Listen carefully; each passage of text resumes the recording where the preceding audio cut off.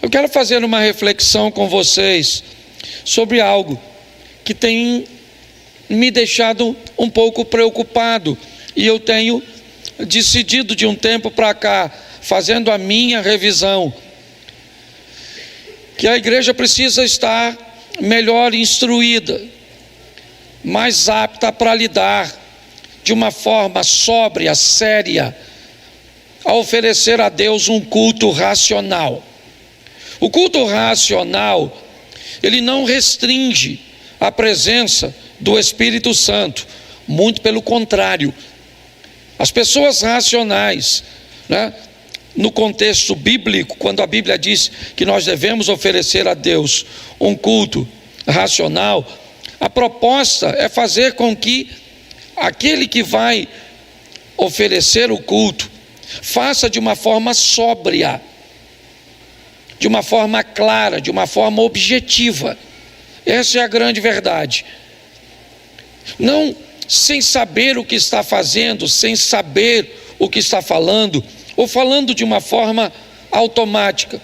Nós somos uma igreja que cremos nos dons, no mover, certo? E no agir do Espírito Santo. Acreditamos em curas, em milagres. O Espírito Santo tem liberdade para agir, porém, nós temos muito desconforto com meninice.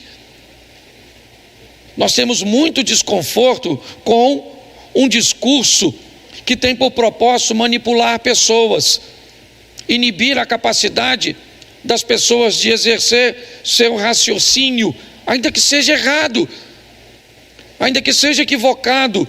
As pessoas não podem ser privadas de pensar, de raciocinar.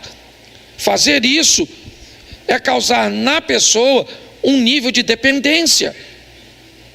Quando você inibe as pessoas, seu filho, de agir, de pensar, de fazer, parece que você está o protegendo, mas uma hora você não vai estar mais presente, e ele precisará tomar suas próprias decisões. Tão pautado nisso, se você observar, eu tenho procurado fazer as coisas de uma forma mais metódica, para impulsionar as pessoas a fazerem da maneira certa. Até a oração aqui, eu fiz lendo como eu ensinei a vocês, que muitas vezes tem dificuldade de falar. Então escreva durante o dia, e você vai ver que se você escrever sua oração durante o dia, certo? Mesmo que ela seja fragmentada na escrita, assim que você levantou, escreve, teve algum problema, escreve, teve algum pedido de oração, escreve. Quando você for orar a Deus à noite, não feche os olhos não, abre os olhos e fale: Senhor, eu vou orar ao Senhor em nome de Jesus, e está aqui todo o conteúdo que eu quero entregar em tuas mãos. E aí você leia tudo. Então, pautado nisso, eu tenho visto, principalmente de um tempo para cá, a estratégia que o mal está usando para demonizar algumas palavras, fazer com que algumas palavras se tornem desconfortáveis em serem conversadas, debatidas, aceitas. E dentre essas palavras eu separei 8. É lógico que esse culto é muito curto para que eu possa falar sobre todas elas, mas eu queria refletir sobre algumas delas, Eu separei a palavra dinheiro, eu separei a palavra sexo, eu separei a palavra política. Essas 3 palavras, de uma forma bem antiga, não é de hoje que elas têm sido demonizadas. Essa é a grande verdade.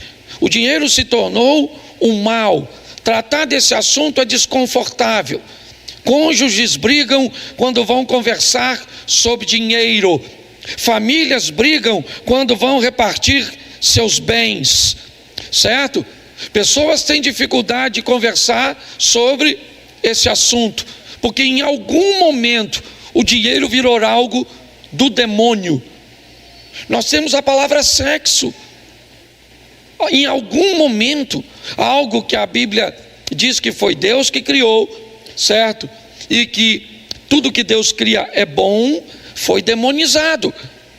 E aí a perversão acaba entrando num ambiente cujo não tem diálogo, não se tem liberdade para agir ou para conversar.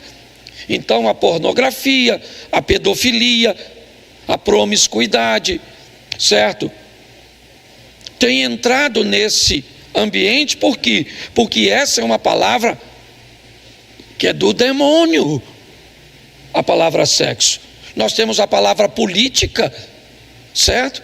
Que é uma palavra altamente demonizada, a ponto de pessoas dizerem de pé juntos, sem nenhum argumento bíblico, sem nenhuma tese pautada na Bíblia, de que um cristão, certo? Alguém que se diz religioso tem que se abster da posição de cidadão, porque se ele manifesta sua cidadania, ele, certo, é alguém perverso, ele é alguém corrompido, porque a política, ela foi demonizada. Deixa eu trazer para uma linha mais atual, para nós e talvez para muitos de vocês que vieram de igrejas onde os pequenos grupos foram estabelecidos, em algum momento demonizaram a palavra célula. A célula chegou num ambiente cristão, trazendo consigo um projeto de evangelismo fantástico, um processo de cuidado ao próximo, né, de uma forma mais fragmentada, removendo, né, apenas um para cuidar de todos, de uma forma sensacional. Porém, o que aconteceu com ela? Ela foi demonizada e hoje trocaram por pequeno grupo, grupo de apoio, porque ninguém tolera mais. Se você escutar a palavra célula, você dá até um ruído esquisito. Você vê o garfo do chifrudo. Uma palavra demonizada. A palavra família é uma palavra que está sendo demonizada, certo? Falar de família, principalmente no modelo tradicional judaico-cristão, é quase uma coisa de demônio. A palavra obediência é uma palavra altamente demonizada. Nós olhamos a palavra autoridade, é uma palavra extremamente demonizada nos dias de hoje. Eu tenho uma mensagem para cada uma dessas palavras, mas hoje eu quero me deter na última palavra que eu separei, ou nas duas últimas, e vou abordar à medida que for possível, a palavra religião e igreja. Está assim de gente falando mal da religião, certo? E não é da religião cristã não, é de todo tipo de religião. Inicialmente havia um combate ao cristianismo. Essa foi uma estratégia, me parece maligna, durante muito tempo. Hoje ele ampliou. Para que acabar apenas com uma religião, se podemos descredenciar todas elas? Passamos até por despercebido, certo? Quando destruímos todas elas. Então não interessa mais se você é cristão, se você é espírita, se você é muçulmano, se você é judeu, não interessa se você pertence a uma religião de matrizes africanas. Não, vamos acabar com a fé das pessoas. Então eu não sei se você concorda com isso, e você tem todo o direito, certo? Eu só queria te dar algumas informações bíblicas sobre isso, para que você chegue à sua própria conclusão. Porque essa é a grande questão, certo? É você avaliar o conteúdo que você recebe. Então preste atenção, quando você vai falar mal da religião, a primeira coisa que você deveria fazer é descobrir o que é. O que é religião? Certo? As pessoas falam muito das coisas, mas quando você pergunta a ela o que é, então se eu perguntasse a você, certo? Lá descrito num dicionário, qual é o significado da palavra religião, eu fui lá para trazer para vocês. Vai ficar gravado, depois vocês podem ver de novo. Eu fiz uma live hoje à tarde, alguém participou aí da live? Isso aí, bastante gente, certo? Eu já falei um pouco sobre isso. Mas a palavra religião, ela se resume a 3 pilares na sua definição. Primeiro, a palavra religião, ela fala de um poder superior, na crença num poder superior ou na existência de Deus. Um religioso, ele sempre vai acreditar que há um poder superior e que há um Deus acima de tudo, na existência de Deus. Não interessa qual religião seja ele, certo? Ele vai acreditar que o Jeová está para os judeus, assim como o Alá está para os muçulmanos, assim como algumas entidades estão para religiões de matrizes africanas, certo? Assim como Deus está para nós, mas a religião inevitavelmente ela faz com que o indivíduo acredite nessa força superior e na existência de Deus. Segunda coisa que um religioso vai precisar ter é a crença de que há um destino para o ser humano. Ok? O ser humano está neste corpo de passagem e ele vai ser destinado. E na maioria das religiões, seja com a possibilidade de um retorno, de uma revisão, certo? O final é salvação ou perdição. A maioria acredita nisso. E a religião também fala da obediência. A obediência aos valores dessa força superior ou desse Deus. Então eu não vejo problema nenhum em acreditar em Deus. Eu não vejo problema nenhum em acreditar que o ser humano terá um destino. E eu não vejo problema nenhum no que diz respeito aos valores de obediência, como ética, moral, decência e bons costumes. Na Bíblia que eu uso, vamos ver até a tradução aqui, porque ela é diferente da minha, certo? Eu uso um Almeida, corrigida fiel, mas coloca para mim, Tiago 1:26. Isso. Se alguém supõe-se ser religioso, deixando de refrear sua língua, antes enganando o próprio coração, a sua religião é vã. Verso 27. A religião pura e sem mácula para com o nosso Deus Pai é esta: visitar os órfãos e as viúvas nas suas tribulações e a si mesmo guardar-se incontaminado do mundo. Feche os seus olhos por um momento. Senhor nosso Deus e Pai, em nome de Jesus, eis aqui a tua palavra, continua falando conosco e usa-me como um canal de bênção nesta hora, em nome de Jesus. Você pode dizer amém? Bom, preste atenção aqui, porque eu quero fazer uma reflexão com vocês sobre esta posição.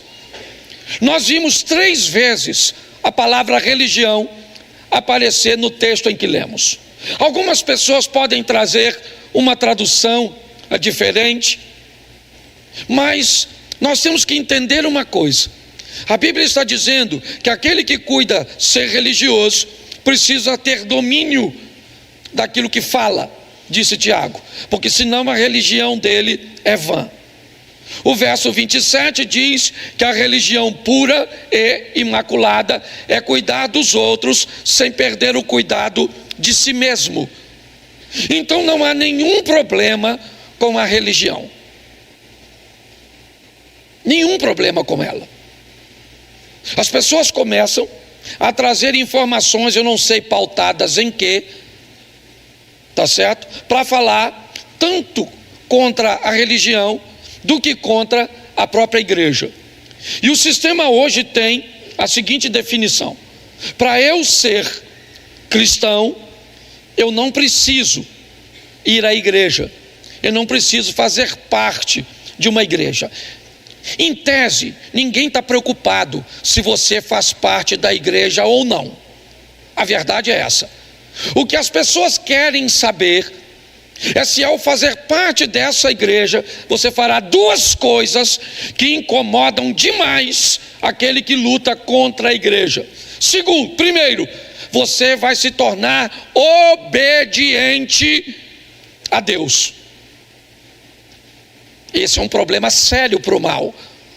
Todas as vezes que alguém obedece e torna viável aquilo que algumas pessoas acham que não é, ele faz um mal terrível a um grupo que normalmente vende a ideia de que não é possível.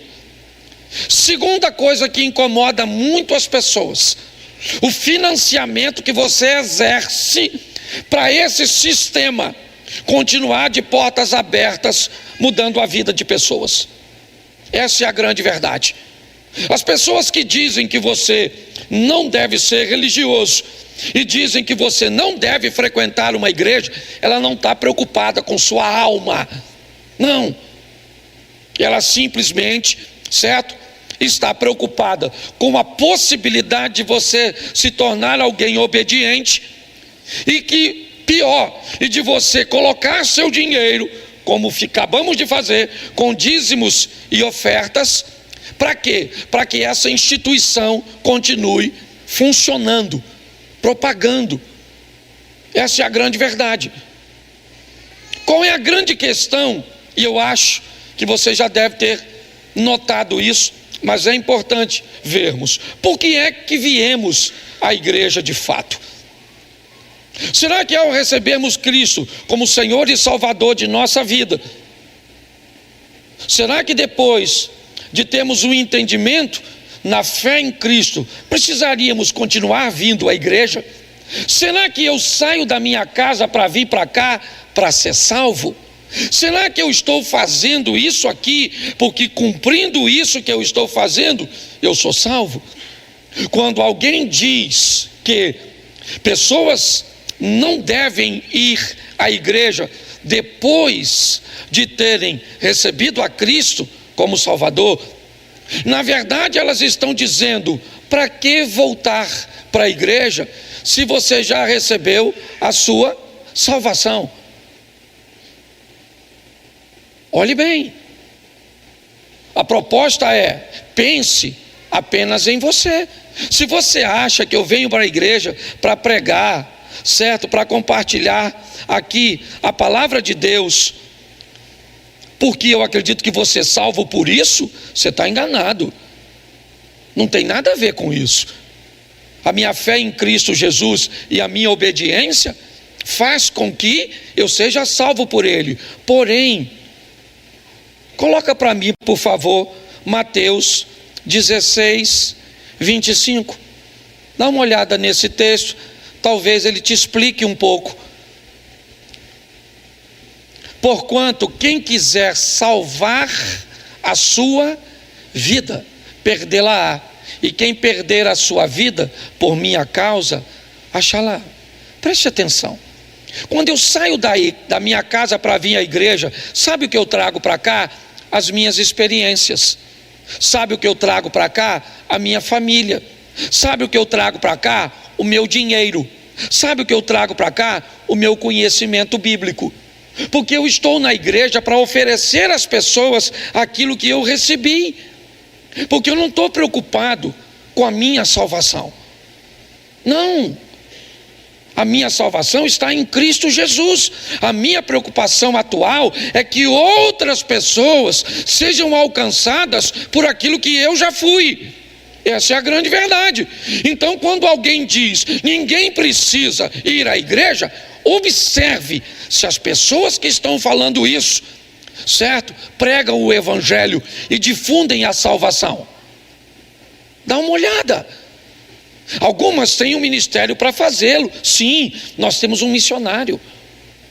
O Robert é um missionário. Você acha que ele frequenta a igreja todos os cultos? Não. Ele está no Afeganistão, sustentado por você. Sim, você manda dinheiro para ele. ele frequenta os cultos na igreja? Não, porque não pode. Sabe o que ele faz lá? Ele faz culto nas casas. Sabe o que ele faz lá? Ele difunde o evangelho, ele batiza pessoas. Se as pessoas que falam contra a igreja fizerem isso, eu até entendo. Mas isso não é a verdade. Então hoje, quando você vê alguém falando mal, porque fulano é religioso, sou religioso com muito orgulho, sim. Quer conhecer minha religião? Eu estou pronto para te apresentá-la. Eu não gosto da igreja. O problema e o trauma que você teve com a igreja não é problema meu.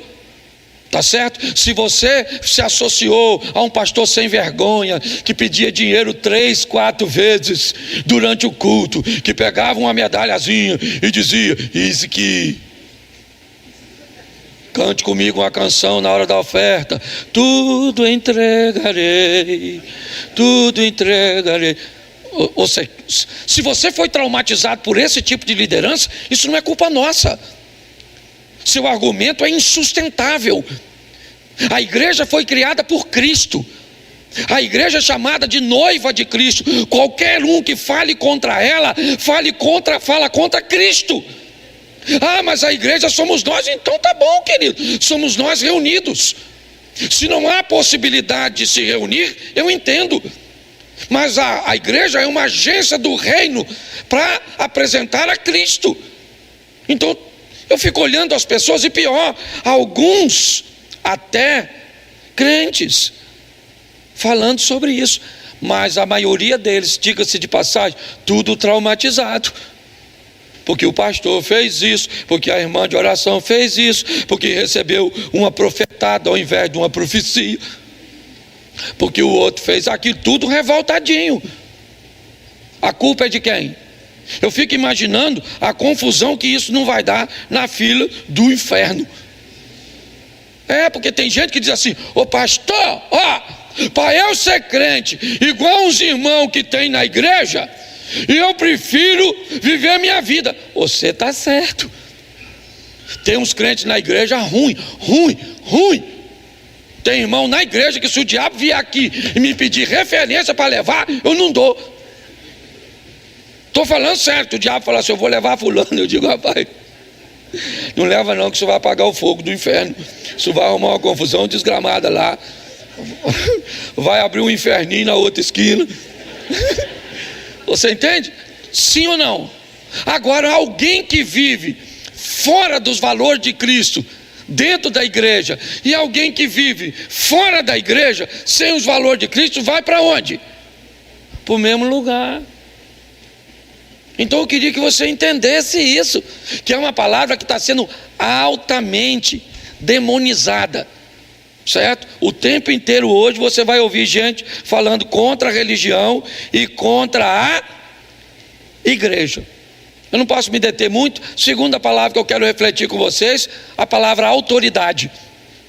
Pensa numa palavra que tem sido demonizada. Não reconhecer, certo, instituições que falam, certo, e que têm autoridade, tem sido algo expandido. Hoje você fala, né, de órgãos.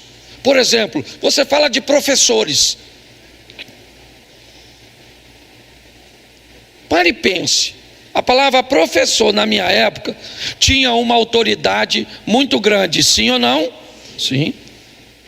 A palavra polícia, na minha época, tinha uma autoridade muito grande, sim ou não? Isso. Hoje tem? Não. Você olha para os dois lados, certo? Porque os dois lados foram destituídos, os dois lados. Você olha para o ambiente do professor, se perverteu? Muitas vezes sim. O ambiente, certo, de autoridade policial se perverteu? Sim. Na sua totalidade? Não. Mas qual era o propósito de tudo isso? Remover a palavra autoridade. Porque se não existe uma autoridade, a autoridade sobre si quem é? Você.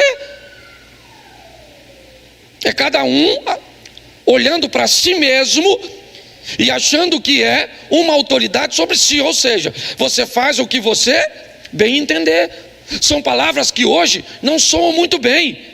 E eu não estou falando porque eu sou, se você caminha comigo, você sabe que eu não me preocupo muito com essa história. O pastor está dizendo isso porque ele é pastor e ele quer ter autoridade sobre mim. Eu não quero ter autoridade sobre você. Eu quero te dar informações para que você entenda o que é importante. É só isso. Porque quando olhamos para essas coisas, essas palavras foram destruindo, minando. Vamos pegar uma sociedade sem religião. Querido, faça uma pesquisa, digita no Google, pelo amor de Deus, digite no Google o que aconteceu com nações cujas quais a igreja foi erradicada, a religião foi erradicada, e você vai ver o que aconteceu, onde elas estão. Essa é a grande verdade. A minha proposta é fazer o quê? É fazer com que as pessoas entendam, raciocinem. É isso. Eu não quero manipular você. Você não é obrigado a concordar com aquilo que eu estou falando. O que eu quero é criar em você um ambiente de questionamento. Será que faz sentido? Certo? Nós vemos crentes falando contra a igreja, porque o não crente, eu entendo isso. Agora eu estou vendo crente falando contra a igreja, crente falando contra a religião. É difícil. E não é porque eu sou pastor, não. Porque antes de ser pastor, eu sou cristão. Obediência é outra palavra. A palavra obediência virou um demônio. Falar para um filho hoje obedecer um pai é um troço terrível. Terrível. E antigamente, presta atenção, era tudo justinho. As autoridades favoreciam os pais, sim ou não? Sim. Eu sempre pergunto aqui, quem aqui apanhou? Levanta a mão. É isso aí. Apanhou, estou falando violência não, estou falando disciplina. A Bíblia diz que toda criança tem que apanhar porque nasce doida, aí apanha, fica boa. Está lá em Provérbio, a vara da disciplina tira a loucura do coração da criança. É verdade. Todo mundo aqui apanhou, sim ou não? Ou a grande maioria? Você ama seus pais? Sim.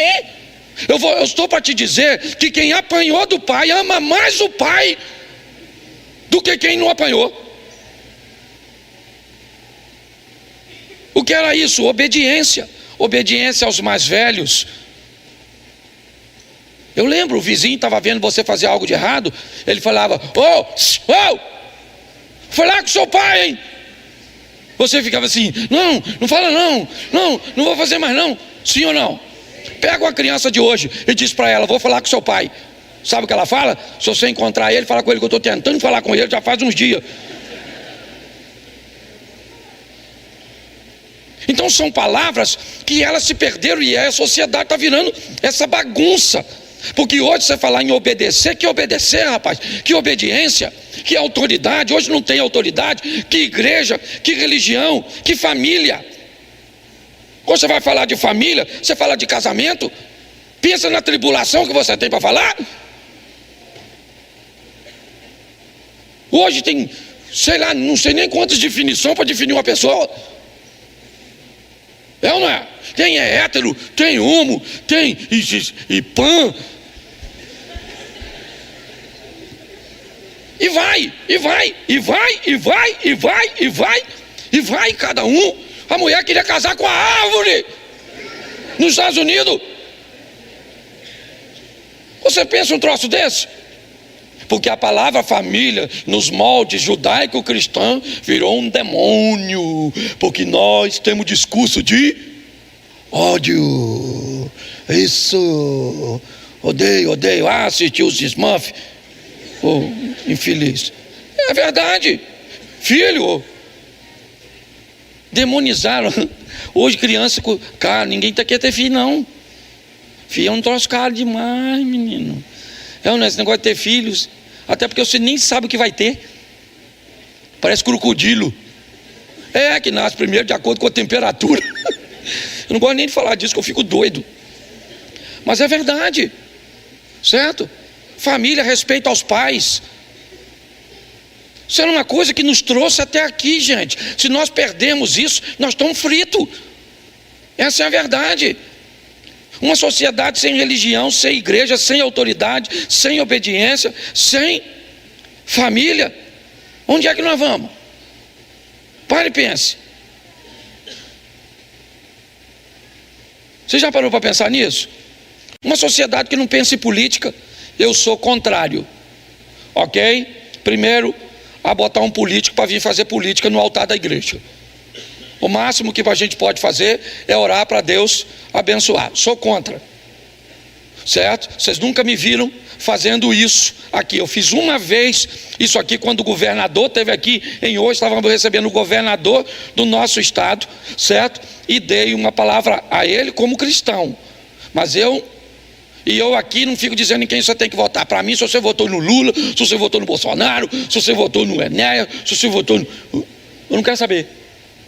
Certo? A gente transmite uma mensagem e a igreja resolve o que vai fazer. Eu não estou aqui para fazer massa de manobra. Agora, preste atenção. A Bíblia está cheia de crente político.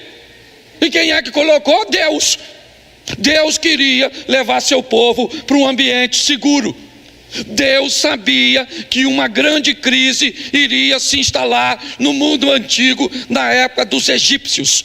Então o que Deus fez? Colocou José como governador do Egito. Ele governou para quem? Ele governou para egípcios.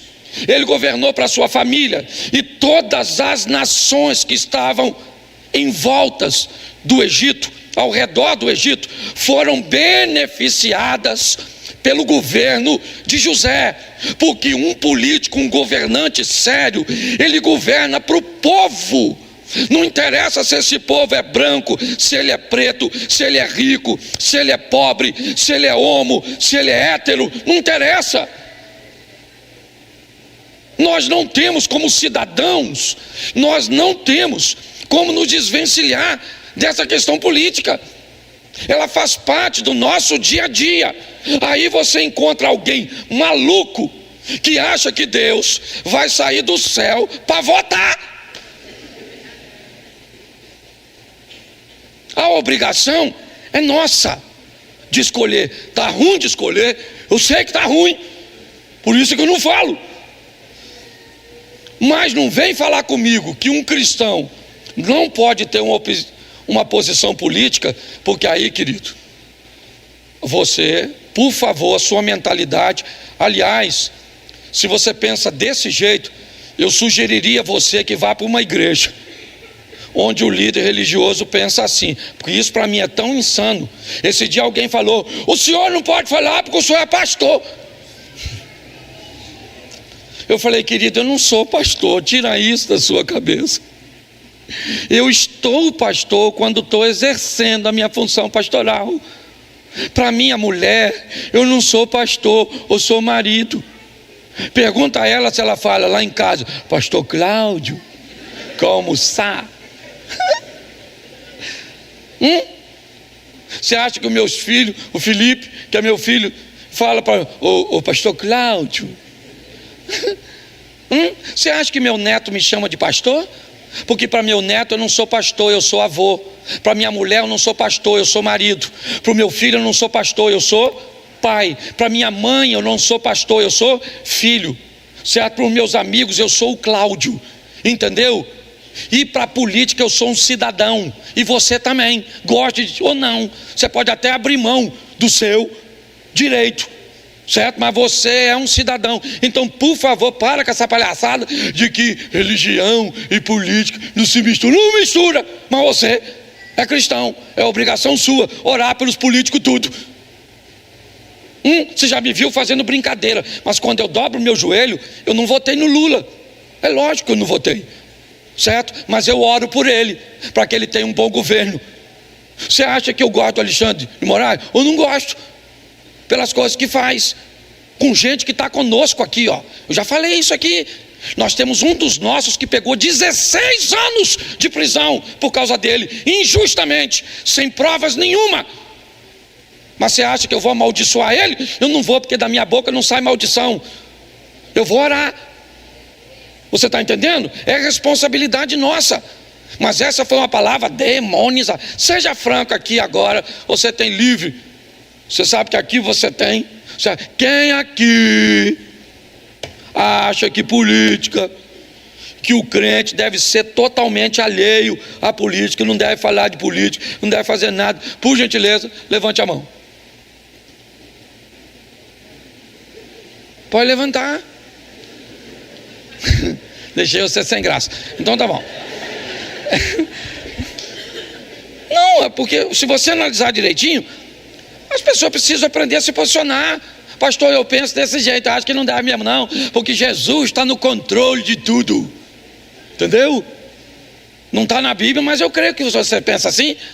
Ué, então é a palavra demonizada. Falar política, dá até um urticária em nós. Vamos aqui, rapidinho, porque nessa culto eu não posso falar muito. Sexo, pensa num troço que acabou com os casamentos. As pessoas não... Se você fala sexo, tem gente que fica assim, ó.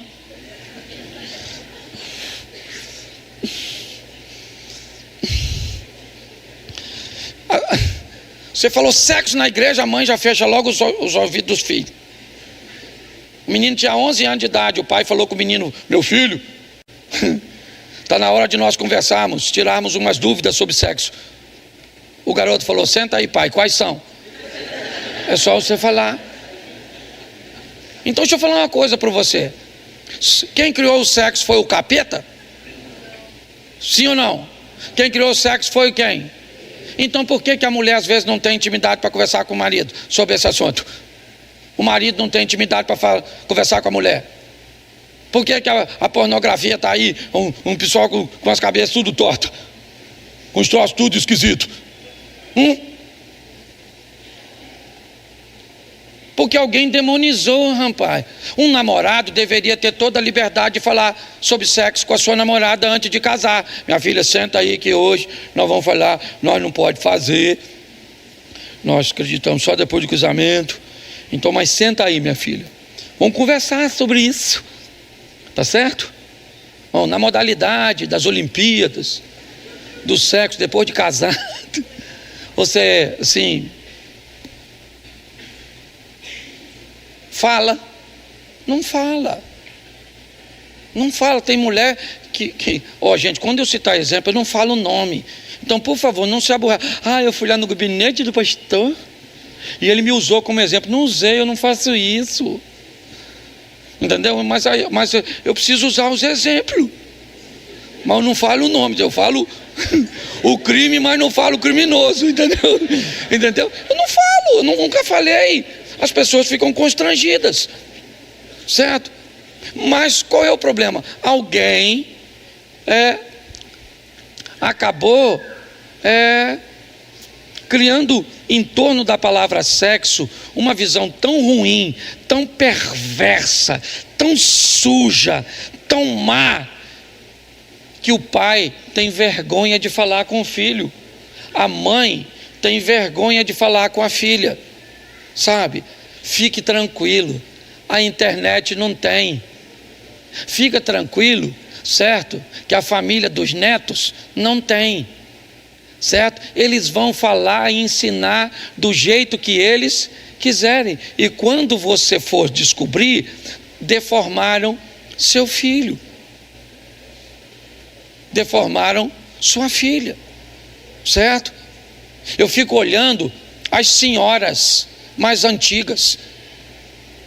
Sim, eu lembro daquelas senhoras, sabe, sábias, de uma postura correta, mulheres decentes, ordeiras, santas, piedosas, que se tivessem transferidos para a geração mais nova o conhecimento e a moralidade, certo? Que elas tinham, nós não teríamos tanta imoralidade como temos hoje. Mas elas, também contaminadas por essa demonização da palavra sexo, tinham vergonha de falar com suas filhas, vergonha de falar com suas netas, certo? Enquanto os homens, a grande maioria deles machistas, fazia o contrário, conduzia seus filhos seus netos para um ambiente de perversão, fazendo os meninos se tornarem homens em ambientes promíscuos. Tudo isso por quê? Por causa da demonização da palavra sexo, onde o prazer, onde a moralidade, a santidade, sabe? Para mim, quando um cristão está fazendo sexo, ele continua sendo cristão. Para mim, quando um cristão faz sexo, os anjos do Senhor acampam-se ao redor daqueles que o temem, mesmo quando eles estão fazendo sexo, porque não estão pecando. Quando há imoralidade, os demônios de Satanás acampam-se ao redor. É assim que funciona. Mas alguém demonizou isso. E até hoje, século 21, mulheres têm vergonha de falarem para os seus maridos de onde gostariam que eles colocassem a mão ou fizessem um carinho. Porque não se sentem íntimas de seu homem, de seu marido, que vivem com ele 10, 20, 30 anos. Que poderiam ter com suas esposas de uma forma lícita, santa e prazerosa, certo? Resultados extraordinários, certo? De um relacionamento sexual sadio, mas alguém demonizou a palavra sexo. Então, se a gente fala sexo, parece pornografia. Se a gente fala sexo, certo? Parece algo totalmente errado. Então, ninguém toca nesse assunto. E por isso nós chegamos onde estamos. A palavra dinheiro é uma palavra altamente demonizada. Em algum momento, nessa trajetória cristã, desenvolveu-se a ideia, principalmente no cristianismo, certo? De um cristão que, na necessidade, havia nele a necessidade de ser pobre. Sim, é assim. A nossa cultura, irmãos, ela foi formada por novelas. A maioria de nós, até alguns anos atrás, nós só tínhamos à nossa disposição 4 emissoras de TV aberta. E diga-se de passagem, a Globo dava um banho nas outras 3, trazendo consigo a dramaturgia através das novelas. E eu pergunto a você, todas as vezes que a novela colocava um rico, ele era sempre opressor. E o pobre sempre uma vítima. Você acha que isso terminaria de graça? Não. A sociedade recebeu a informação de que o dinheiro trazia consigo o orgulho, a prepotência, o abuso. Na verdade, o que estava sendo vendido para a sociedade é abra mão do dinheiro, porque ser rico, o dinheiro torna você uma pessoa má. Essa é a grande verdade. E hoje tudo isso estoura onde? Estoura nos nossos relacionamentos, estoura na igreja, que acaba tendo que lidar com todo esse tipo de coisas. A quantidade de gente aqui que ainda tem problema com prosperidade, que para a gente ministrar uma palavra de oferta tem que ter todo o cuidadinho, porque as pessoas ficam tão ofendidas, certo? Por quê? Porque você já viu em algum lugar as pessoas carregando saco de dinheiro nas costas.